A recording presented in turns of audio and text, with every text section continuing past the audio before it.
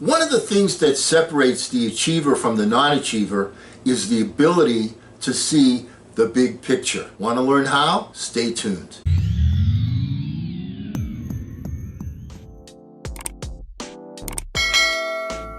Hello again, everyone. I'm Eli's dad with Project Eli, where we educate, we lead, and we inspire. And we are in the midst of a series on how successful people think based upon the writings of John C. Maxwell, whom I give a huge shout out because I'm going to be stealing a lot of his prose today.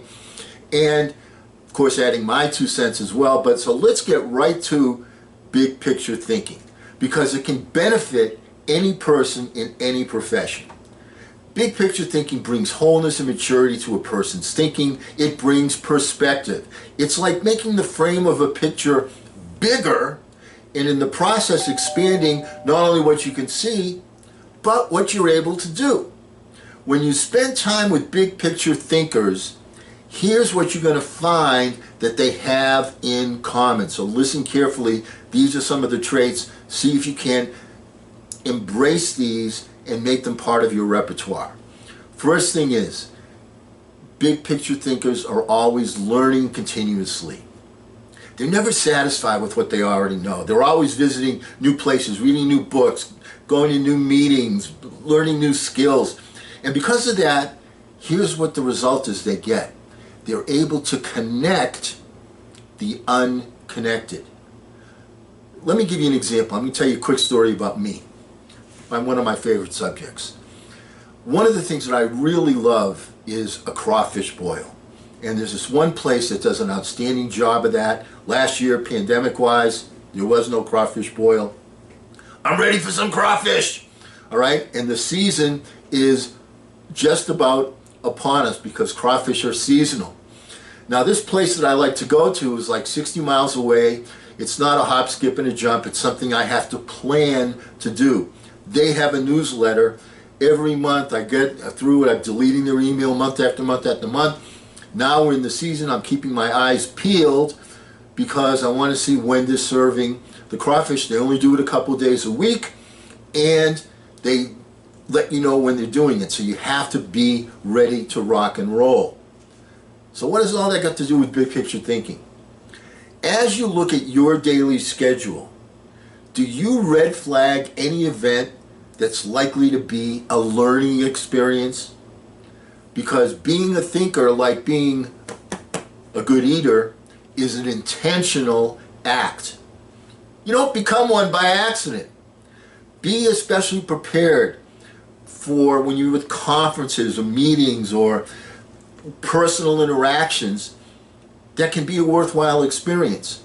It brings to my mind the first time when I was a young puppy and I was just made a manager, and we had a trip that, you know, the people, the producers got to go on. You had to qualify for it. And you got on a plane. Everybody started from wherever they were in the country. We landed in one particular area. And then we all flew together on one plane from, I think it was Florida, to where we were going. And on this trip, I was meeting all of the people that I had read about in the company that were the super achievers. I didn't just go and enjoy. What I did was I took advantage of that time. I introduced myself to all of these different people. I had a tape recorder with me. I sat down with 2 or 3 people on this plane flight, and I picked their brain, and I had what they said on tape. It was gold.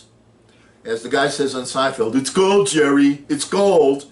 All right, it was gold. I learned so much on that plane flight, but I was ready. I was anxious. It was an intentional act.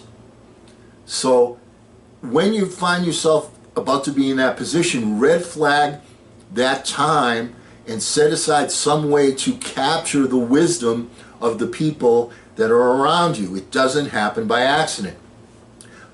Another thing that the big achievers all have, the big picture thinkers have, is they listen intentionally. An excellent way to broaden your experience is to listen to someone who has expertise in an area where you don't. I'm talking something completely different from what you either do for a living or what you're interested in, something that's kind of piqued your curiosity. You know, when I was a kid, one of the things I used to love was watching the space flights. You know, that really got my curiosity. It was something I was attached to, but I didn't know jack about it. But it was interesting to listen to the experts talk about it on TV, and you pick up this, and you pick up their lingo, and you pick up their reasoning. And what happens when you do that is you'd be surprised when you find some mindset or paradigm that they give you will give you some creative juice that you can use to quench your thirst for a new idea or concept, because you can connect the unconnected to something both logical and innovative. You're taking their viewpoint and applying it to your particular need, something that you want to do, something that you want to accomplish, some problem that you've not been able to solve. You know, you do remember, you know, we've talked about this before. Tony Robbins calls it the reticular activation system. The example that he gives, and this is something that works both positively and negatively. The example he gives is, he said, have you ever gone out and bought a new car, and you went out and you looked around and you bought the car, and you said, boy, I'm excited, I'm one of the only ones I know that has this car. And then you get in the car and you're driving around and you see it here, you see it there, because your mind is in tune with that vehicle, and you're spotting it where you didn't even see it before. That's, you know, sort of a positive example. You relate things to what you're focused on, what you're obsessed with, your particular goal that you have, your burning desire. On the negative side of the balance sheet, the example I always give is if somebody breaks up with you and you're thinking about, boy, if only I would have done this, or only I would have done that. Okay, or you're thinking, oh, gee, that was her favorite TV show, or that was her favorite song, or her favorite thing to eat, or whatever. You can't help it. If you're obsessed with something, you start to relate the things around you to your particular obsession. So it's a good idea to go out and broaden your horizons and get different perspectives, because then you're able to relate different things and connect the unconnected, because that's what creativity is. Nothing new is going to fall into this planet. Everything that's going to be here, all the matter that's going to be here, is already here. What happens when you create something? You're connecting two things that previously were unconnected. So one of the things you want to do is get over your own personal agenda and listen to what other people have to say. You learn much more that way. Look expansively. Big picture thinkers realize there's a world out there besides their own, and they try to get outside of themselves and see other people's worlds through their eyes, through the other person's eyes. You know, when you see something from a different angle, a different perspective. I mean, how many times have you seen a replay of a sporting event? You see it from one angle and you say, oh, that was a bad call. And then you see it from another angle and you say, boy, that was a good call. You know, it depends upon the angle that you're looking at when you get to see it through their eyes. Practice, get in the habit of getting that skill. It's sort of like, you know, one of the things that is a great teaching tool is to role play. Give somebody, you know, an issue and say, all right, you pretend this and I'll pretend that, and then you start and you act it out and how the person would act, and you see what they would say and you learn from that. Well, this is a role play that you do all by yourself. You put yourself in the other person's shoes and you see things from their eyes. Another thing that big picture thinkers do is they live completely. Becoming a big picture thinker can help you to live with wholeness, to live a very fulfilling life, because people who see the big picture expand their experience because they expand their world. As a result, they accomplish more than narrow-minded people do, and they experience fewer unwanted surprises too, because they're more likely to see the many components involved in any given situation. The issues, people, relationships, timing, values. They're also, therefore, you know, they're more tolerant of other people and other people's thinking. Let me give you a personal example of how that's true with me. I've lived in a whole bunch of different places. Boston, New York, the Bay Area in California, San Diego, Detroit, Indianapolis, and now I'm in the greater Chicago area. Trust me when I tell you that although there are many similarities, because of course it's America, there are also many unique charms that each area uniquely possesses. As an example, when I go down south, and one of the things that I drink in a restaurant mostly is iced tea. Okay, and the waitress will say when you're down south, you want sweet tea? All right. When you live up north, nobody ever says to you, you want sweet tea? All right. That is something. It's charming. I love to hear the accent. It's different. You expand your horizons. You get to think a little bit the way they think, and you understand different things.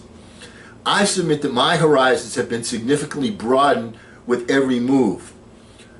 How you scratch that personal itch for you might be joining a different committee or belonging to a different club, or I don't know how you're going to do it, but figure out a way to expand your horizons. The biggest, number one thing, growth thing for me in my life was just such an event. I was working with this company, and Bob Anderson, who was stationed in Florida in the West Palm area, and I was living in California at the time in the Bay Area, and they had me going around the country to different offices, and he said, Eli's dad, we'd like you, I want to give you an invitation. Would you like to come and live with me in my house with my wife and me and spend some time with me, and we'll go to the different offices, and I'll get to see what you do, you get to see what I do, and I think we can both learn a lot. That's the way it was put to me. And I said, my God, this is a great man asking me if I said, yeah, let's go. I went, I was in his house for about 2 months. I learned so much. Not even so much about the stuff, but about the mindset, about the way successful people think. And he was a tremendously successful person. Not everything he did was something that I approved of. He could be kind of gruff, but ballpark, the basics, this man had the basics down. That's where I learned most of my basics during that 2-month period. So what you want to do is you want to expand those horizons. All right? Next time we get together, we're going to talk a little bit more about big picture thinking, because it's so important. And as always, remember, let's not ration the passion. Let's fashion the passion. I'm Eli's dad.